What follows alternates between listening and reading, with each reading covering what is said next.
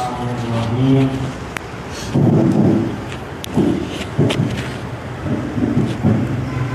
درود شریف پڑھیں اللہم صلی علی سیدنا محمد وعلی آلہ واصحابہ وبارک وسلم اللہم صلی علی سیدنا محمد وعلی آلہ واصحابہ وبارک وسلم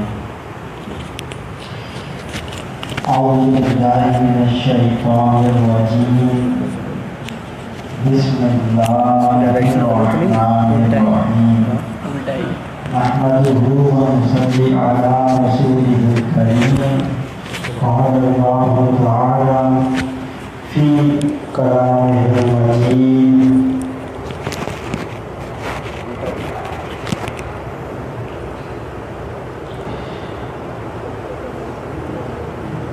إنه من سليمان وإنه بسم الله الرحمن الرحيم إن الله وملائكته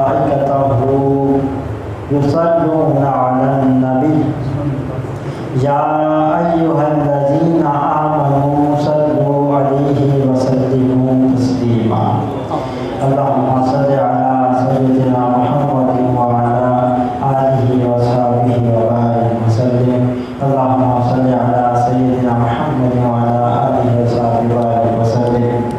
آپ تمام احباب تھوڑا قریب آ جائیں کیونکہ کم افراد ہیں، ایک ماحول بن جائے، تمام احباب قریب آ جائیں اور مختصر سے درس قرآن سے پہلے میرے ساتھ مل کے پڑھیں لا الہ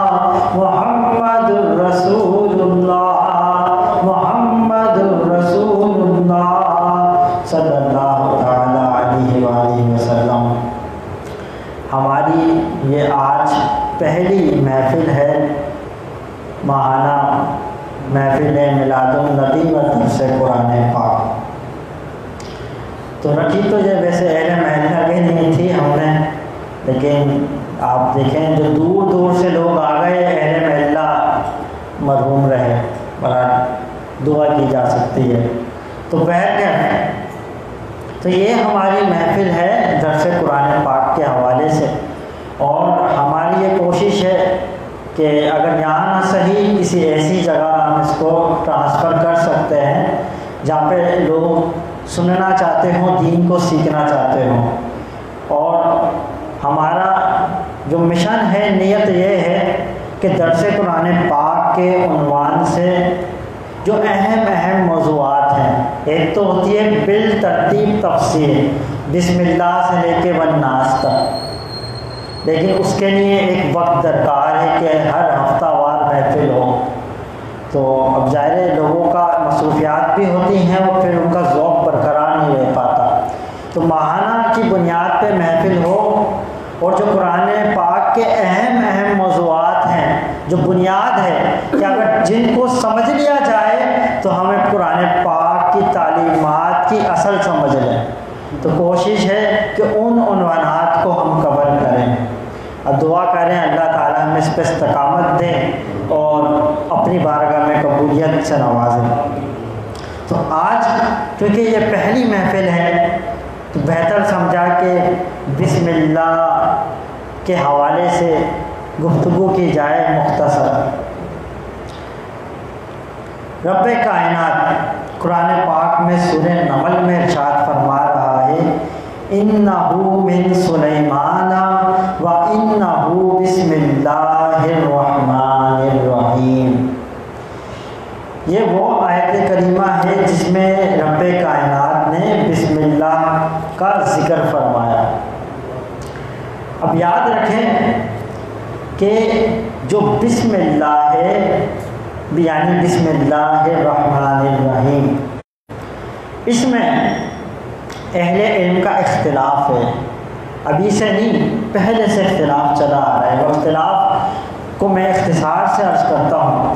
بعض اہل علم اس طرف گئے کہ بسم اللہ سورہ فاتحہ کا جز ہے، اختلاف ہے کہ جز ہے یا نہیں ہے، یعنی سورہ فاتحہ جو ہے الحمدللہ جو ہے تو بسم اللہ اسی کی آیت کریمہ ہے یا نہیں، اس کا جز ہے یا نہیں، ایک اختلاف یہ ہے۔ دوسرا جو پہلو ہے وہ اس پہ گفتگو ہے کہ بسم اللہ الرحمن الرحیم ہر سورت کے شروع میں جو آتی ہے، آیا یہ ہر سورت کا جز ہے یا نہیں ہے، مستقل آیت ہے یا نہیں ہے۔ تو جو راجح قول ہے، ہم احناف کا موقف ہے، وہ یہ ہے کہ بسم اللہ الرحمن الرحیم مستقل قرآن پاک کی آیت نہیں ہے۔ کیا بولا میں نے؟ مستقل قرآن پاک کی آیت نہیں ہے۔ اب اس کا کیا مطلب؟ یعنی جس طرح ایک آیت ہے الحمدللہ رب العالمین، یہ پوری قرآن پاک کی آیت ہے۔ صرف اگر الحمدللہ کہتے تو یہ کہا جائے گا کہ یہ سورہ فاتحہ کی ایک آیت کا جز ہے الحمدللہ، لیکن الحمدللہ رب العالمین یہ ایک مکمل آیت کریمہ ہے۔ تو اسی طرح بسم اللہ الرحمن الرحیم مستقل ایک قرآن پاک کی آیت نہیں ہے، البتہ قرآن پاک کی آیت کا جز ہے جو ابھی میں نے آپ کے سامنے تلاوت کری، یعنی سورہ نمل کا جز ہے۔ تو یہ ایک ہمارے احناف کا موقف ہے اور بہت مضبوط موقف ہے۔ اسی طرح بسم اللہ الرحمن الرحیم سورہ فاتحہ کا جز نہیں ہے، حصہ نہیں ہے۔ اسی طرح دوسری آیاتیں جو ہیں ان کا بھی حصہ نہیں ہے بسم اللہ الرحمن الرحیم، بلکہ راجح مذہب کے مطابق بسم اللہ الرحمن الرحیم ہر سورت کے درمیان جدائی واضح کرنے کے لیے، ایک فصل قائم کرنے کے لیے، علیحدگی ظاہر کرنے کے لیے اور اصول برکت کے لیے پڑھی جاتی ہے۔ تو یہ تھی اس کی چند چیزیں جو ہمیں سمجھنا ضروری تھی۔ اب میں اس کو تفسیر کی طرف آتا ہوں، ایک آپ کے واقعہ گوش گزار کرتا ہوں، دیکھیے اس کی برکت کتنی ہے۔ حضرت عیسیٰ علیہ السلام جلیل القدر نبی ہیں، گزر رہے ہیں، ایک قبر سے گزر ہوتا ہے تو کیا دیکھتے ہیں؟ قبر والا عذاب الہی میں گرفتار ہے، اللہ کے عذاب میں پکڑ میں ہے، چلے جاتے ہیں، گزر جاتے ہیں۔ واپسی قبرستان کی طرف سے گزر ہوتا ہے، دیکھتے ہیں کہ وہی قبر والا جس پر اللہ کا عذاب تھا اللہ کے نور میں غوطہ زن ہے، اللہ کی رحمتوں میں غوطہ زن ہے۔ تعجب ہوتا ہے، رب تعالیٰ کی طرف متوجہ ہوتے ہیں، رب تعالیٰ آپ پہ روشن کرتا ہے، اے عیسیٰ یہ تھا تو گناہ گار، لیکن جب یہ مرا تو اس کی جو وائف تھی، اہلیہ تھی، وہ امید سے تھی، حمل سے تھی، اس کے مرنے کے بعد اس کی وہ بچہ پیدا ہوا، بڑا ہوا، مکتب پر گیا، جب مکتب پر گیا تو اس نے بسم اللہ پڑھا، میری رحمت نے گوارا نہیں کیا اس کا بچہ زمین کے اوپر بسم اللہ پڑھے اور میں اس کو زمین کے اندر عذاب میں مبتلا کروں۔ یہ ہے اس کی برکت، یہ ہے اس کی برکت۔ درود شریف پڑھیں، اللہم صلی علی سیدنا محمد وعلی آلہ وصحبہ وبارک وسلم۔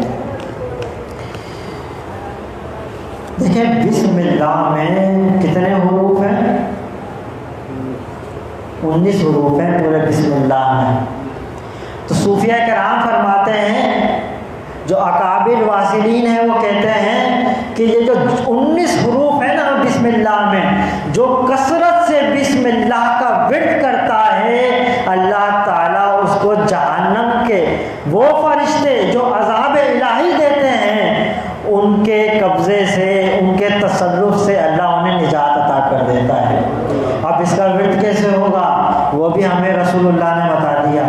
سرکار علیہ السلام فرماتے ہیں دروازہ بند کرتے ہوئے بسم اللہ پڑھو، چراغ گل کرتے ہوئے بسم اللہ پڑھو، برتن ڈھانکتے ہوئے بسم اللہ پڑھو۔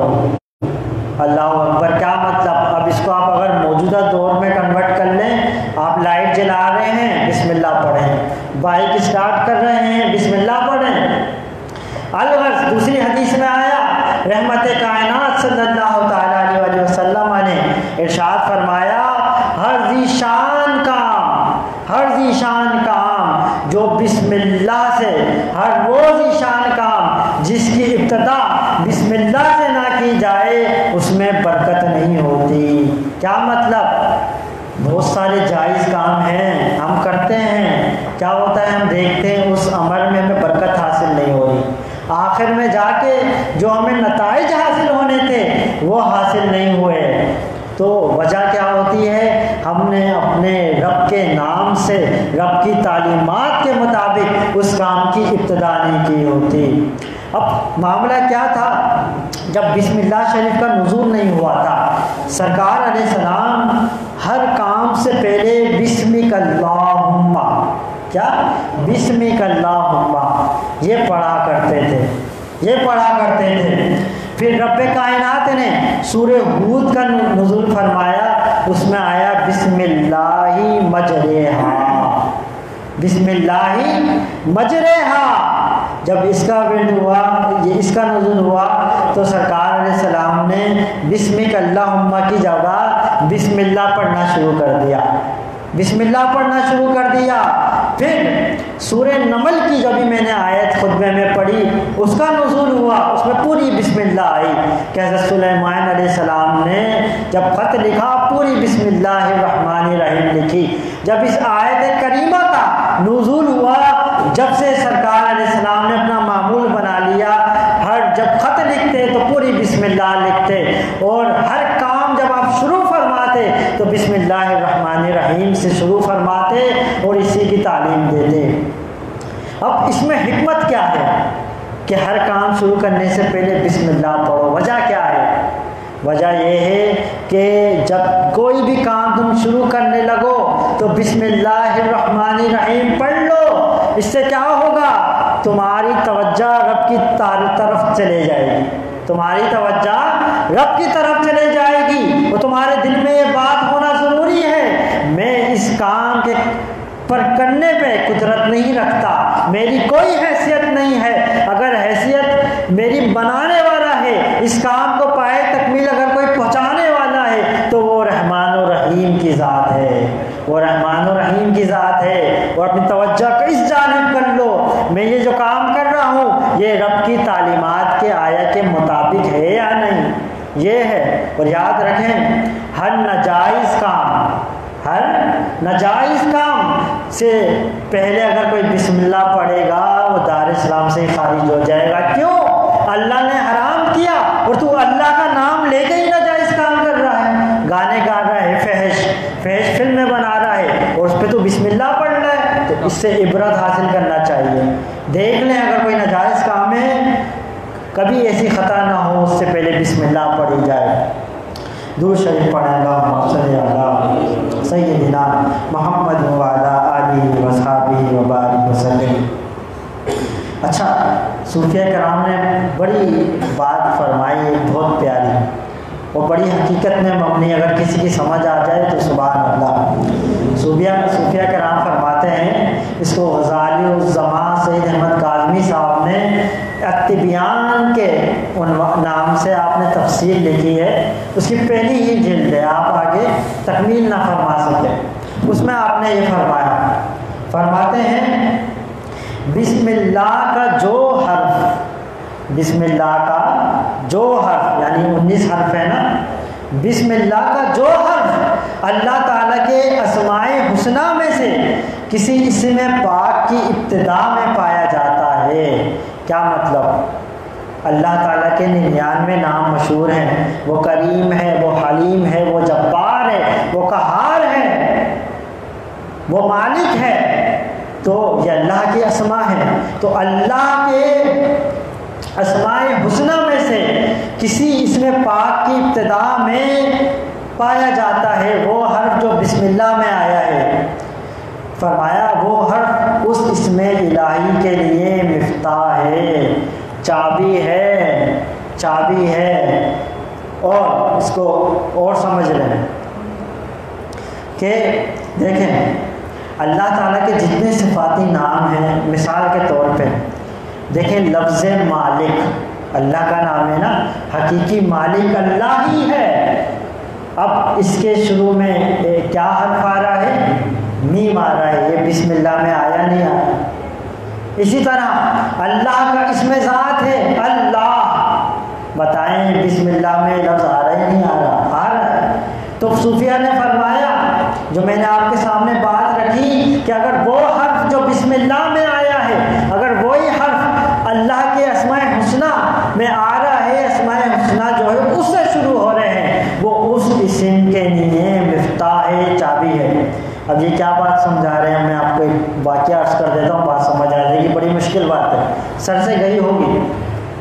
میں بیٹھا ہوا تھا ایک بزرگ کی بارگاہ میں، تو ان کا ایک مرید آتا ہے اور کہتا ہے کہ حضرت میں نے ایک واقعہ پڑھا کتاب میں، ایک مجذوب ہیں، الف کہتے ہیں درخت گر جاتا ہے، دوبارہ الف کہتے ہیں درخت کھڑا ہو جاتا ہے، درخت کھڑا ہو جاتا ہے۔ تو وہ راز ہے اس میں بسم اللہ میں۔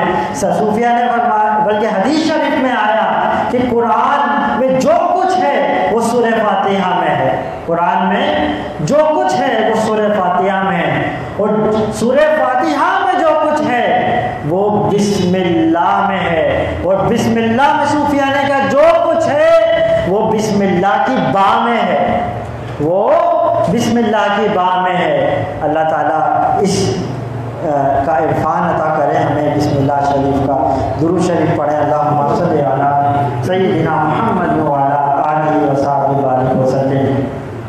تو کوشش کریں جو بھی اچھا کام شروع کریں، نیک کام ہو، بسم اللہ الرحمن الرحیم پڑھ لیں۔ سرکار علیہ السلام نے دوسری حدیث میں فرمایا، اگر تم میں سے کوئی شخص عمل تزویج کے وقت کہے، یعنی اپنی زوجہ کے جب پاس جائے تو کہے بسم اللہ، اے اللہ ہم کو شیطان سے محفوظ رکھ، اور جو ہم کو اولاد عطا کرے اس کو بھی شیطان سے محفوظ رکھ۔ تو اگر اس عمل میں ان کے لیے اولاد مقدر کی جائے گی تو اس کو شیطان کبھی ضرر نہیں دے گا۔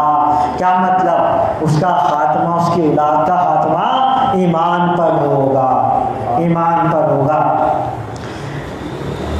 کیسر جو روم کا بادشاہ تھا، اس نے حضرت عمر رضی اللہ تعالیٰ عنہ کو خط لکھ کے بھیجا، اپنا مسئلہ بیان کیا کہ حضرت میرے سر میں شدید قسم کا درد ہے، علاج کر لی ہے لیکن شفا نہیں ہوگی، آپ کچھ دوا ارشاد فرما دیں۔ حضرت عمر رضی اللہ تعالیٰ عنہ نے ایک ٹوپی بھیجی اور کہا اس کو پہن لو۔ اب عجب معاملہ، جب وہ ٹوپی پہنتا سر کا درد غائب ہو جاتا، ٹوپی اتارتا درد شروع ہو جاتا۔ ذہن میں آیا آخر اس ٹوپی میں کیا رکھا حضرت عمر نے؟ اس نے ٹوپی چاک کی تو کیا دیکھتا ہے؟ لکھا ہوا ہے بسم اللہ الرحمن الرحیم، بسم اللہ الرحمن الرحیم۔ اب اس بسم اللہ پہ غور کریں، شروعات کس سے ہو رہی ہے؟ بسم اللہ، اللہ کے نام سے شروع۔ یہ اللہ کیا ہے؟ اس میں ذات ہے۔ اللہ تعالیٰ کے جتنے صفاتی نام ہیں وہ ضم ہیں اللہ میں، اللہ میں۔ اور یعنی یاد، اور مفسرین فرماتے ہیں کہ آپ اپنے زمانے میں بھی دیکھ لیں کہ جو ہندو ہیں ہر بت کے معبود کو معبود کہتے ہیں، اپنے بتوں کو خدا کہتے ہیں، دیگر ناموں سے پکارتے ہیں، لیکن وہ اب بھی اپنے بتوں کو اللہ کے نہیں پکارتے۔ یہ ہے یا نہیں؟ اللہ کے نہیں پکارتے۔ تو مفسرین فرماتے ہیں کہ یہ اس میں ذات اللہ ایسا ہے کہ جب سے یہ کائنات بنی کسی نے غیر اللہ کو اللہ کے نہیں پکارا۔ لوگوں نے شرک کیا، کفر کیا، لیکن اس اسم کی ایسی خاصیت ہے کسی نے غیر اللہ کو اللہ کے نہیں پکارا، دوسرے ناموں سے پکارا، وہ اللہ نے بسم اللہ میں رکھ دیا، بسم اللہ میں رکھ دیا۔ بسم الرحمن. یہ اس لیے بیان کر رہا ہوں جب آپ بسم اللہ پڑھیں تو یہ مفہوم آپ کے ذہن میں ہو کہ کس رب کے نام سے میں یہ کام شروع کرنے جا رہا ہوں. فرمایا بسم اللہ الرحمن، اب رحمان اور آگے فرمایا رحیم. اس میں ایک نقطہ یہ ہے کہ اللہ، حدیث شریف میں بھی آیا کہ اللہ کا جلال، اللہ کا قہار، اللہ کے قہار پر، اللہ کے جلال پر، اللہ کے غضب پر اس کی رحمت حاوی ہے، اس کی رحمت حاوی ہے. تو اس کی رحمت پہ امید رکھو، اس کے فضل پہ امید رکھو اور پھر کام شروع کرو، پھر اپنی زندگی کے معاملات انجام دو. اور رحمان اور رحیم دونوں کا جو معنی ہے رحمت والا ہے، لیکن دونوں میں فرق ہے، دونوں میں فرق ہے. رحمان اس کو کہتے ہیں جو بلا عوض نوازے، بلا عوض رحمت کرے. یاد رکھیں اللہ دنیا میں کفار پر بھی رحمان ہے، مسلمانوں پہ بھی رحمان ہے. یہ اس کی رحمانیت تو ہے کہ کافروں کو بھی رزق دے رہا ہے، انہیں بھی دنیاوی نعمتیں دے رہا ہے، یہ اس کی رحمانیت ہے. تو دنیا میں اللہ کے لفظ رحمان کا نزول ہے، لوگوں پر رحمانیت کی تجلی ہے، کافروں کو بھی مل رہا ہے اور مسلمانوں کو بھی مل رہا ہے. لیکن آخرت میں جو ہوگی اس کی نعمت، جو اس کا اسی میں رحمت ایک رحمان ایک رحیم، تو آخرت میں شان رحیم کا نزول ہوگا. اور یاد رکھیں رحیم، شان رحیم جو ہے یہ صرف مسلمانوں کے ساتھ خاص ہے. جو وہ ایمان لائے، اچھے اعمال کیے، اس کی جو انہیں جزا ملے گی یہ شان رحیمیت سے اللہ تعالیٰ عطا کرے گا. تو یہ دونوں میں فرق ہے. اللہ تعالیٰ اپنے دین کا کامل علم عطا فرمائے. اسی پہ اکتفا کرتے ہیں.